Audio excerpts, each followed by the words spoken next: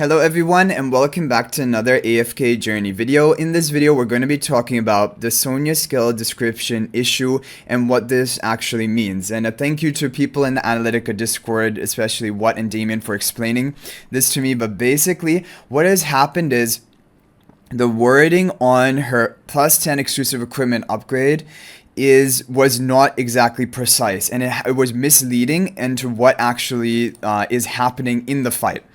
But from day one, Sonja's mechanics have always been still working as they are now. It's not like she has been nerfed in her mechanics. It's just that she was not actually basically providing the damage reduction to her allies in the Crimson Covenant until she cast her ultimate.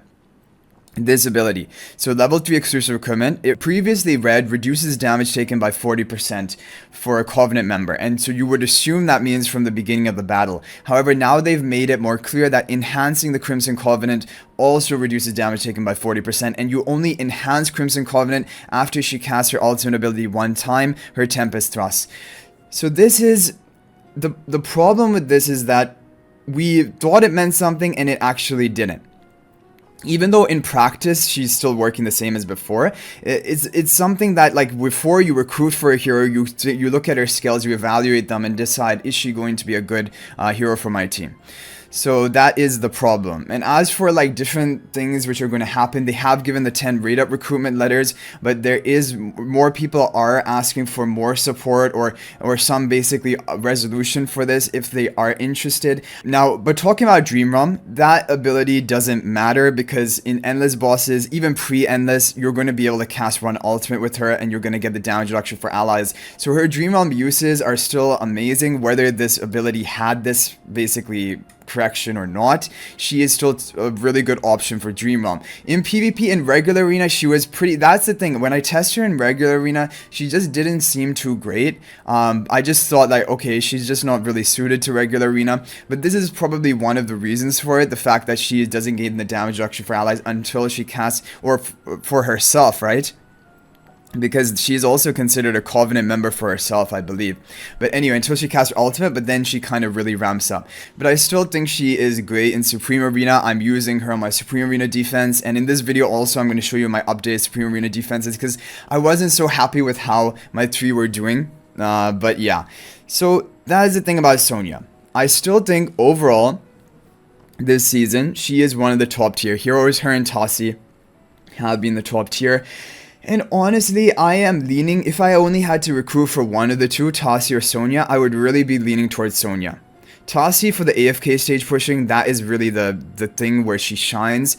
And, you know, if they remain the more like Lightbearer buff tiles next season and stuff like that, then Tassi will always be like really important for your account. But Sonja for Dream Realm has good uses.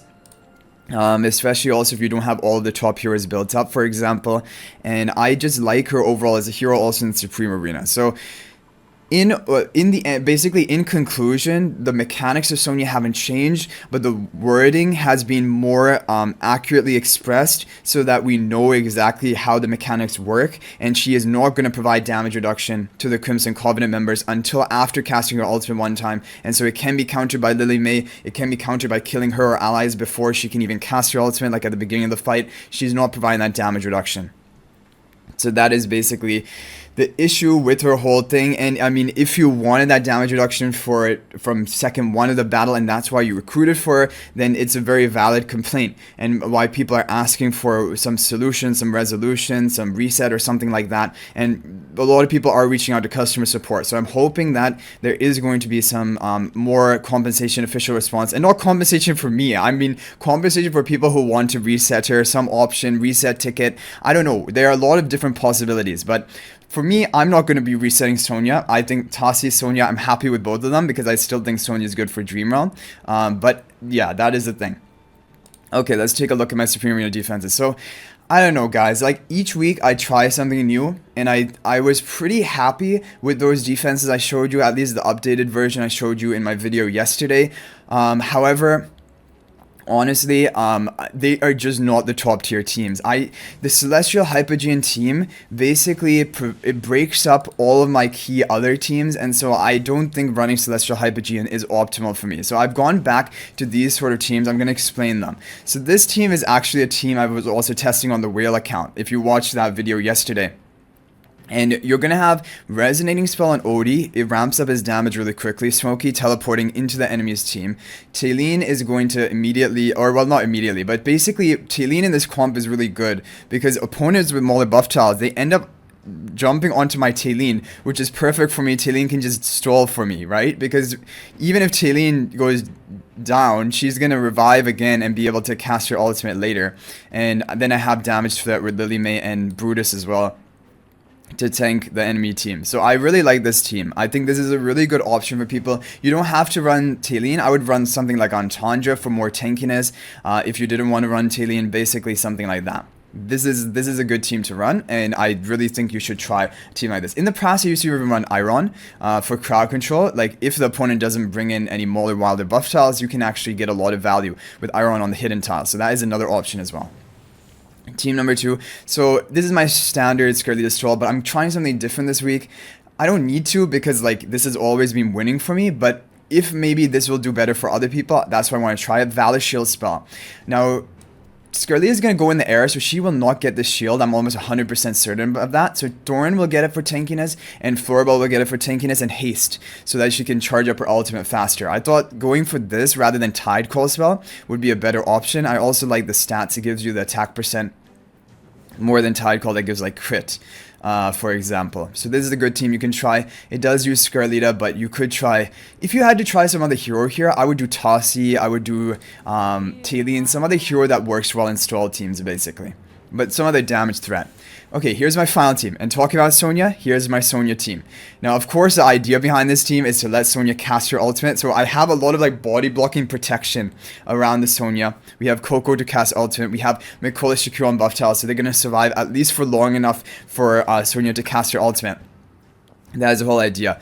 I think this is a really strong team. Honestly, buffing up Shakira and Mikola, this is better than, in my opinion, the previous version I used to run with like just buffing up Shakira with the Rainier. I think Sonya is basically taking the position as the best buffer for these Mauler buff tiles teams. And that's why I still think she's a great hero. And we have the Verdant spell over here, and Firesto and the Illusion. So basically, look at my teams now. Rather than having Firesto, Taylene, and Scarlita all in one team to enable Hypogean and Celestial, I have one in each of the teams, and they overall make 3 more well-rounded, strong teams. So for my account, this is the way I'm going. For Whale accounts, of course, you go for the Hypogean and Celestial teams. But for my account, it compromises too much of my other teams, and I'm like scrambling for options on them. So I like this. Verdant spell, because there are a couple of reasons for it. It provides really good stats. It provides energy recovery as well, because we have 3 different class types deployed, and so you get energy recovery each time the buffs are applied. That allows Sonya to hopefully cast her ultimate faster. That's the whole idea behind this team. And Verdant spell, damage reduction onto Firesto Illusion, and haste onto supports. The thing about frontline spell, okay, this is another video that we have to make. When you're attacking with frontline spell, the attacker gets the priority. So they teleport into my team first, and then my maulers might just teleport on top of themselves, like basically in the back and not actually go into the enemy territory. That is a problem, and that is why frontline spell is the strongest on offense with mauler buff tiles, and is the weakest on defense because you might not be able to trigger it or get value activation of it. So Verdant spell is better in general on defense. Okay guys, so that is it for this video. I hope you enjoyed it, and hopefully you understand the Sonya basically changes, and you can try these superior arena defenses as well. I always feel bad when the defenses I upload are not the greatest, and they were fine. I mean, they were holding for me, like I'm holding my rank. A lot of people were attacking me, but I just do not think they're as strong as this set that I've put up right now. So I would recommend these over that. But thanks for watching, guys. That's gonna be it for this video. I'll hopefully see you guys in the next video, and until then, everyone, peace out for now, and let me know what you think about all the topics mentioned in this video in the comment section down below. But thanks for watching, and until the next video, everyone, peace out for now.